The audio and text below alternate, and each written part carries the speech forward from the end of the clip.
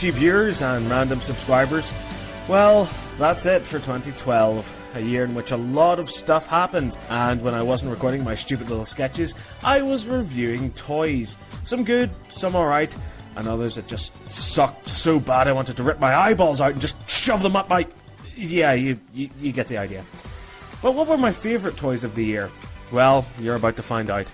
Now, just like last year, these are my top 10 toys of 2012, in that they're the best toys that I have reviewed over the past 12 months. I'm not saying these are the definitive best toys of 2012 ever, it's just my personal opinion. And heck, while I'm at it, I'll even throw in my bottom 5 worst toys. You just can't beat a bargain like that. Anyway, let's get on with my list of top toys, and we start off with a bit of a cheat. Number 10. My little Votesaxon07 pony. Okay, I know this isn't exactly a commercially available toy, but come on, how could this not make my top 10 list? If you don't already know the story, basically my friend Nadine, who draws ponies religiously, sketched me as a pony within the Friendship is Magic universe. She then sent this drawing to her friend Rachel, or Razzie as she's known.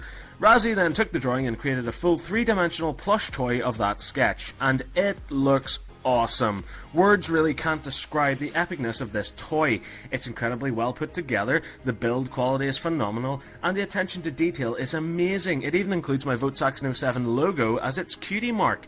To think this was not put together by a factory of skilled toy creators, but instead just by one woman with some material and thread, is even more impressive. If you want to get your hands on your own version of this toy, or any other My Little Pony plushies, be it from the show or just your own creation, check out her various internet sites. A wonderful gift with an excellent personal touch, it's My Little Votesaxon07 pony. Number 9. The Star Wars Obi-Wan Kenobi Basic Lightsaber. To coincide with the release of Attack of the Clones in 2002, Hasbro released a set of basic lightsabers. They were good, but a little bit too thick and basic for my liking. 10 years on, and they have been given a brilliant new redesign. They still retain the basic functions of the older lightsabers, but are thinner and far more screen accurate. Just look at this Clone Wars Obi-Wan lightsaber. The detail on the hilt looks great, and it actually looks like the actual lightsaber used in the TV series and the movies. Being thinner, it's also easier for kids to hold. Even as an adult, I found it much easier to spin around in my chubby fingers. I've always loved Obi-Wan's lightsaber from Episode 3, and until I can get my hands on a replica Force FX version, this looks pretty cool as part of my Star Wars collection. And for kids, it's durable enough to withstand some vicious lightsaber combat. Just make sure they don't actually hit someone by accident. Oh, I'll never live that down. Number 8. The Avengers Thor Thunderhammer. So, the story behind this toy is that I was being asked by many people to review some Avengers toys, but I didn't really like any of the figures or playsets that had been released to coincide with the movie. They just didn't appeal to me. So, I set out to find an Avengers toy to review that was actually good, and my search yielded this. Essentially a mini Mjolnir, it's an excellent role-playing toy for any kid who loves the God of Thunder. The handle itself is detailed pretty well, and the head is made from soft foam, allowing children to really act like Thor and put the hammer down without causing too many injuries and broken belongings. And even though it is all foam, the head still includes some nice Asgardian markings all the way around it, and even some Viking text across the top, which the makers didn't have to include, but it's a nice bit of detail. What's more is that it also includes light and sound effects, which is quickly becoming a rarity for toys these days. This is excellent as it aids kids during play to really feel as though they're summoning lightning and channeling it through the hammer. And even though it's very small, it does look adorable up on my display shelf. The Avengers Thor Thunderhammer. Number 7. The Skyfall Wristwatch RC Aston Martin DB5. With 2012 marking the 50th anniversary of the James Bond franchise, we received some great toys and bits of memorabilia to celebrate the occasion, including these wristwatch remote control Bond cars. There are a few Bond cars available with this feature, but naturally I went for the DB5 as it's the definitive Bond car, which has popped up in several of the movies over the years. And it doesn't disappoint. The detail is alright, the wristwatch itself looks fairly cheap and the packaging offers no protection to the actual product, but its features are spectacular. Harking back to the gadgetry of traditional Bond, this micro DB5 is fully remote controllable, and better yet, the remote control is shaped like a wristwatch, which can be worn on your arm. It may be a little temperamental and the steering somewhat awkward at times, but you just have to marvel at the technological skill that was used to make the car, considering just how small it is and that there's no aerial or antenna visible on the car or the watch. Plus the light up headlights are a nice little touch. Had it been made from a sturdier material and perhaps incorporated the gadgetry of the iconic Corgi toy, this could well have been number 1, but as it stands at number 7, this is still a great gift for any James Bond fan, young or old. The wristwatch RC Aston Martin DB5. Number 6. The Back to the Future Part 3 1/15th scale Diamond Select DeLorean. Diamond Select have released a few Back to the Future DeLoreans over the years, but I think it's safe to say that this is some of their best work. The packaging looks great and shows off the car very well, with a nice little background diorama of the locomotive from the end of the movie. I've always loved this version of the DeLorean, especially the rail wheels and those 1950s time circuits on the hood, which have been added to this toy with a great amount of care. The detail for the most part looks great, and the decision to add that coat of brown dust makes it look more authentic, while hiding that cheap silver plastic look that the other DeLorean toys suffered from. The lights and sound effects are a welcome addition and do look good, except that some of the sound effects are inaccurate, as one of the sounds is the engine revving, yet by this point in the movies the DeLorean barely has an engine anymore, certainly not one that works. The detail could have been a little better as well. They could have included the Presto Logs gauge on the dashboard and maybe tucked a little hoverboard in behind one of the seats. But overall up on display, this thing looks excellent. The Back to the Future Part 3 Diamond Select DeLorean. Let's take a break from the top 10 list for a few moments as I reveal the seedy underbelly of toy reviewing. That's right people, prepare yourselves, it's time for my bottom 5. In at number 5, it's the Doctor Who Rory Williams figure. We waited so long for a little plastic version of Rory to display on our shelves, and when one finally came along, it looked terrible. And it was released around the same time that Rory and Amy left the show. And to make matters worse, the face sculpt barely looks anything like Arthur Darvill, and the body is a bizarre Frankenstein mashup of previous character options figures. A case of far too little, far too late. At number 4, it's the Amazing Spider-Man Electronic Glove and Rapid Fire Web Shooters. Two fairly bland toys which look and feel cheap and offer very limited features. I still get the sense that these were initially part of one toy which was then split into two in order to beef up profits. The electronic glove could do with some projectiles and lights, while the web shooter could have done with a glove and some light effects as well. Number 3 is the 12-inch talking Indiana Jones doll. My god, this thing is frightening. The face looks like a bizarre, warped version of Harrison Ford. The clothes fit badly, and the torso looks like the design seen on the side of a chocolate Easter egg. What's worse is when you press his chest, he will not only quote a line from one of the movies, but his mouth will also open in a weird manner, which in no way simulates talking. Plus, the lower half of his jaw has been made of rubber to allow the mouth to open. Something I'm sure seemed awesome during its conception, but in practice is just creepy. At 2, and runner-up as worst toy of the year, it's the Men in Black 3 Electronic Neuralizer. It's blasphemy alone that the filmmakers decided to change the iconic Neuralizer design, but on top of that, the toy company responsible for this mess of a product couldn't even get the design from the movie correct. The blue lens at the back doesn't pop up, the lighting effect is completely inaccurate, and the sound effect is wrong. How is it possible to get the sound effect wrong? You can just sample it from the movie's soundtrack. A dismal redesign of an iconic movie prop, and a total dog turd of a toy to add insult to injury. And my most hated toy of 2012 is the Star Wars Phantom Menace Darth Maul double-bladed lightsaber. A bloated, unnecessary re-release from 1999, and that's just the Phantom Menace. This toy would even be considered awful if it had been released 13 years ago. There are no lights, no sound effects, and the blades are shorter than the handle. My one major rule about lightsabers is that the blade has to be longer than the handles, and yet this double-bladed lightsaber fails miserably with its massive oversized hilt. And the worst part? The part that pissed me off the most about this reject of a toy? People actually defended it. The review itself has got as many dislikes as likes. Many people commented under it saying how great it was. How? How is this in any way a good toy? It's overpriced, cheaply produced with no lights or sounds, and somehow inexplicably appeals to people so much that they willingly defend it when I'm clearly pointing out its many problems and issues in a calm, civilized... Oh, just forget it. Forget it. Forget it. May the Force kiss my ass.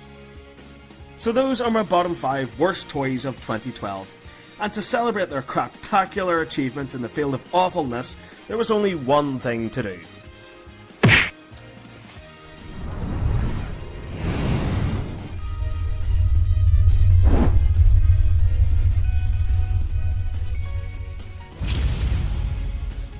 So anyway, with that out of the way, let's get back to the toys which didn't send my blood pressure through the roof this year as we continue the top 10 toys countdown. Number 5. The Terminator NECA T800 Police Station Assault Terminator figure. The Terminator is one of my all-time favourite 80s movies, and it was the role Schwarzenegger was born to play. Forget the namby-pamby good guy Terminator from 2 and 3, this Terminator was a relentless killing machine, and nothing shows that better than his brutal assault on the police station, immortalised here in plastic by NECA. The NECA figures have always impressed me over the years, and this one is no exception. The face sculpt looks just like Arnie, the jacket looks awesome, same as the rest of the outfit, it's all very movie accurate, and even his shotgun and Uzi are included. I particularly like the packaging, which not only displays the figure perfectly, but also includes the opening text of the film underneath that iconic poster image of the Terminator himself. It just looks so retro, and so very much of its time. It may not be the best Terminator figure in my collection, but it is one of my favourites. The Police Station Assault Terminator figure.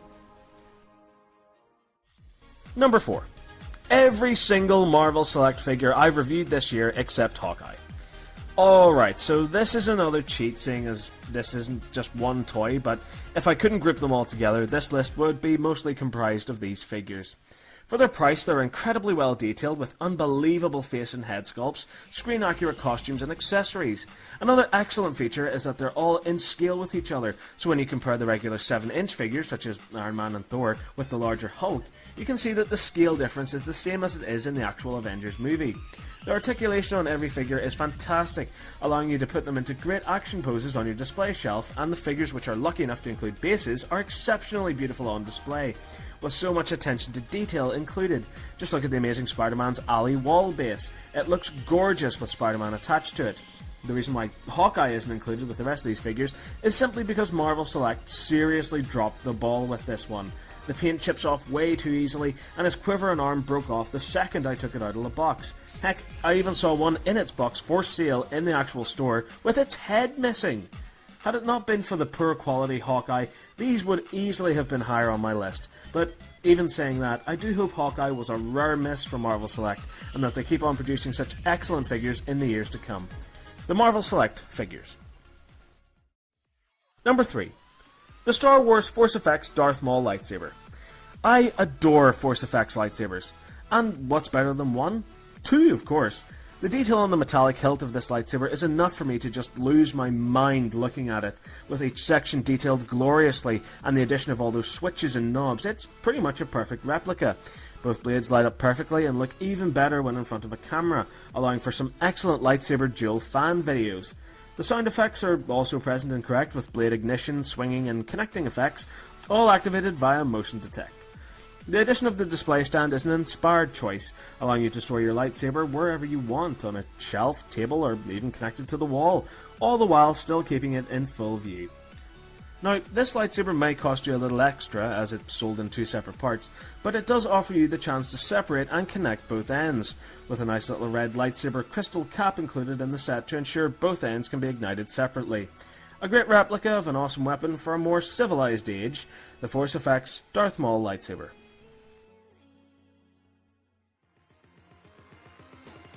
Number 2. The Mighty Collector Ghostbusters Ghost Trap replica. Reviewed on day 6 as part of Ghostbusters Week in association with Following the Nerd, my eyes literally popped out of their sockets when I first saw this. I'm a major fan of Ghostbusters. I always have been ever since I was a kid, and for years I always wanted a ghost trap. And trust me, this does not disappoint. It ticks every single box for me. The detail is so screen accurate it feels as though I've reached into my TV screen and pulled out the actual prop. Every metallic panel and switch has been lovingly recreated as part of this unbelievable replica. The features are straight from the film. You can slide out the trap on its actual wheels on the bottom, you press the foot pedal to open the trap and once again to close it. This is accompanied by a marvellous light and sound effects show, where the inside lights up and the PKE bar at the front of the trap loads while the red LEDs begin blinking just like in the film. And what's more, the ghost actually tries to escape. I'm in fanboy heaven. The trap also offers a prop mode, where it will emit no sound effects but instead gives off the basic light show the prop from the movie did before all of the special effects were added, meaning Ghostbusters fans can get a good look at how the actual movie prop worked. And it gets even better, as the trap section can be removed, just like when it's being loaded into the containment unit. Matty Collector have seriously thought of everything here, including the trap's own stylised packaging, which resembles a wooden shipping crate, complete with a series of hilarious warning labels. I did love every Matty Collector toy from Ghostbusters Week, including the awesome PKE meter replica, but the trap wins it for its sheer amount of detail and screen-accurate features. Now, recently, Matty Collector's work has taken a bit of a downward turn with the poorly received Back to the Future hoverboard, but with such excellent replicas as the Ghost Trap, I'm sure it won't be long before they're back on top with another must-have prop replica, the Ghostbusters Ghost Trap. And my number one toy of 2012 is the Doctor Who Sonic Screwdriver Universal Remote. So good it made me want to smash up a TV remote. This is the perfect toy, replica, gadget for any self-respecting Doctor Who fan. It's pretty much as close as we're ever going to get to feeling like the Doctor, being able to control our television sets or iPod docks with a simple flick of a screwdriver. The detail is unbelievable, even though the grey metal sections are somewhat dull, but the copper sections more than make up for it. The screwdriver has no buttons, instead its features are activated via motion control, which is a little tricky to learn, but once you've mastered it, it is very cool. Programming the Sonic is fairly straightforward, so within minutes you can be skipping through channels with a simple flick of your screwdriver. It also offers a sound effects mode and other great little features involving Morse codes. It also comes packaged with some excellent accessories, such as a beautiful display base which looks so Gallifreyan, but is also adorned with actual screws in a cheeky nod to the screwdriver itself. The base has its own detachable transparent housing, allowing you to have your screwdriver on display without it getting dusty or dirty. And that's not all, as the Sonic also comes with the best instruction manual I have ever seen. It's so artistic and creative with many nods to the show, such as fish fingers and custard, and overall looks like the Doctor's work desk, if he actually has one. Although the layout of the instructions makes them seem more complicated than they actually are. The other side has a great in-depth set of blueprints for the Sonic itself, which makes for a really great wall poster. A sturdy construction of die-cast metal really makes this feel real and authentic. My one wish was that it could actually flick open, however, this is not the case. But even that can't knock this off the top spot. With its remarkable accuracy to the prop, brilliant accessories and highly unique features, the One Company Sonic Screwdriver Universal Remote is an ideal piece of memorabilia to celebrate the upcoming 50th anniversary of Doctor Who, and more than ever earns its place as my top toy of the year. And so that does it for my top 10 toys of 2012. Thank you so much for watching my videos throughout the past year, and I hope you join me again next year for a whole new series of reviews. Thank you so much for watching. I'll see you then.